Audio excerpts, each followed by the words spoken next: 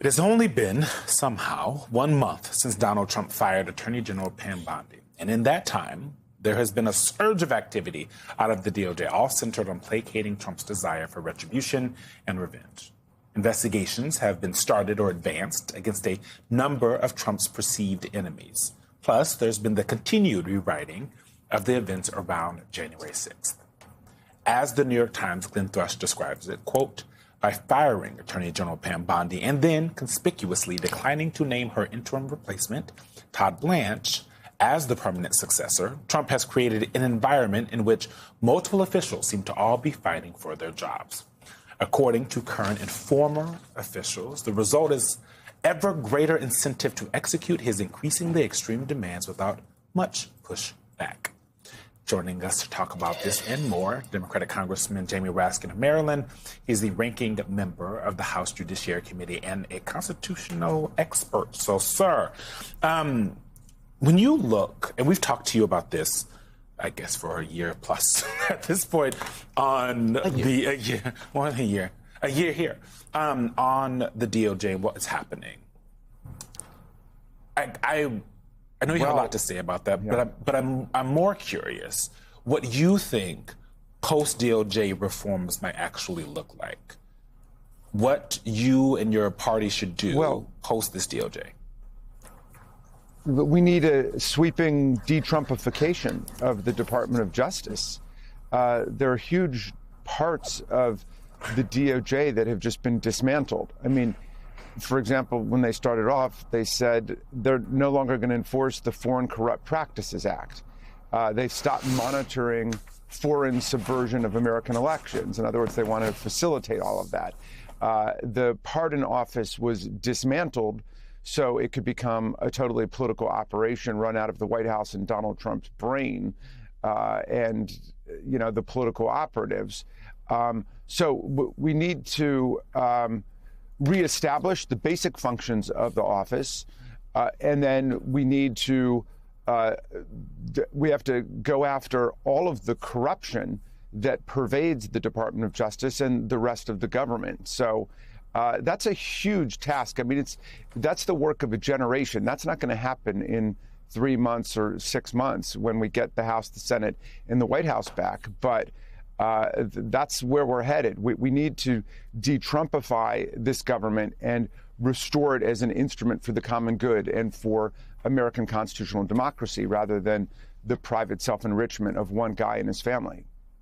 Well, Congressman, on this point of de-Trumpifying the government, there are some folks within your party there in the House who, if you do take back, particularly the House and the Senate, want to impeach President Trump. And Leader Jeffries, this was last Sunday, says Trump impeachment not a top priority if Dems win the House majority. You know, I'm inclined to agree that should not be the top priority of Democrats. I'm just wondering if they retake the majority. I'm just wondering, are you of the same view? If not, why not? Well, of course, the Republicans would love nothing more, given how desperate they are and how the president's numbers are sinking like a stone, than to have Democrats talking about just impeaching the president as if the problem were this one guy. Our problem isn't Trump anymore. Our problem is Trumpism and the whole MAGA domination of the government and the conversion of the government into an instrument of money-making and profit-taking for the corporations and the people who surround Donald Trump. So I'm totally with Hakeem Jeffries. That's not what we need to be talking about right now. We know that there are no Republicans in the House or the Senate who are with us. We can identify and articulate all of the almost daily impeachable offenses that are taking place. But that doesn't mean that's where we're spending our time. We're trying to defend the rule of law the best that we can. We are trying to get the resources of the people to the people and away from the Trump machinery of corruption as much as possible. Mm-hmm. But it doesn't make sense to talk about something right now that we couldn't accomplish because obviously the Republicans control the House and the Senate. So I think I would agree with him that is a diversion right now. Mm-hmm. And Congressman, you know, Trump's vengeance tour is something that he has campaigned on now since 2015, and even after the election. His rallying cry, lock her up, in reference to Hillary Clinton. What you're talking about, the need to de-Trumpify the federal government and seek accountability and try to recalibrate the Justice Department, those are much more sophisticated terms than something like lock her up. Do you think Democrats would be better served to using more aggressive, straightforward, partisan language akin to what the kind of language that the president has utilized and that has been popular amongst constituents, at least in the Republican Party?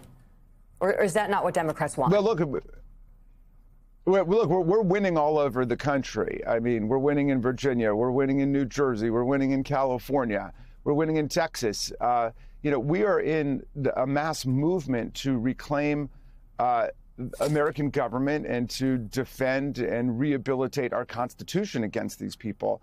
And this is an effort that involves everybody. That's why it's far more sweeping than just thinking about one person who's been engaged in obvious criminality against our against our Constitution and against our government. So that's why this is going to be work that takes many years. I mean, they destroyed the Department of Education. They've destroyed the Consumer Financial Protection Bureau mostly. They've certainly destroyed the Agency for International Development. They have neutered and redirected and thwarted dozens of federal laws. And so, we have to be doing everything in our power to try to recapture the momentum.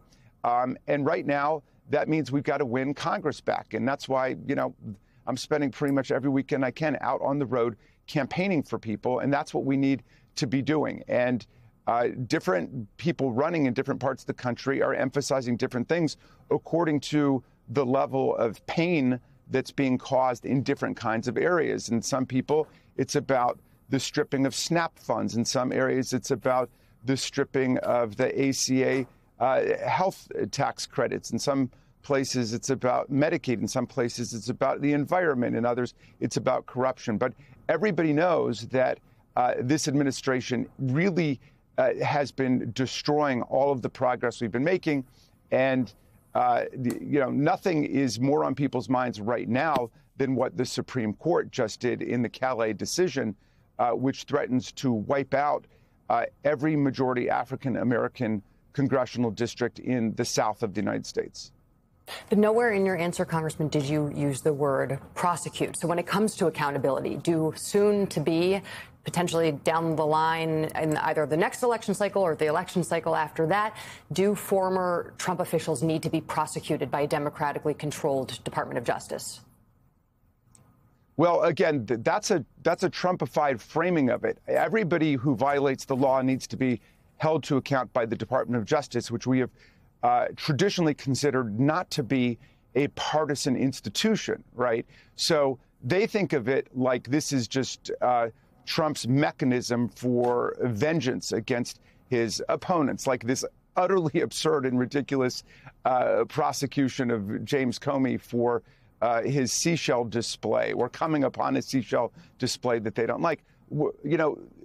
I cannot imagine a Democratic president appointing an attorney general who would treat the government of the United States in that way. There's been a traditional distance and separation between the White House and the Department of Justice, which is supposed to be enforcing the rule of law for the American people. So it's not about what a Democratic Department of Justice will do against Republicans. It's about trying to reestablish the rule of law. Will there be prosecutions? I certainly hope there will be prosecutions of anybody who is engaged in criminal acts against the United States and against corruption. But we can't just get into a cycle of political vengeance. That's playing the game of the liars and the hypocrites and the authoritarians. That's not the way we think about justice. Congressman Jamie Raskin, thanks so much for your time this morning. We appreciate you.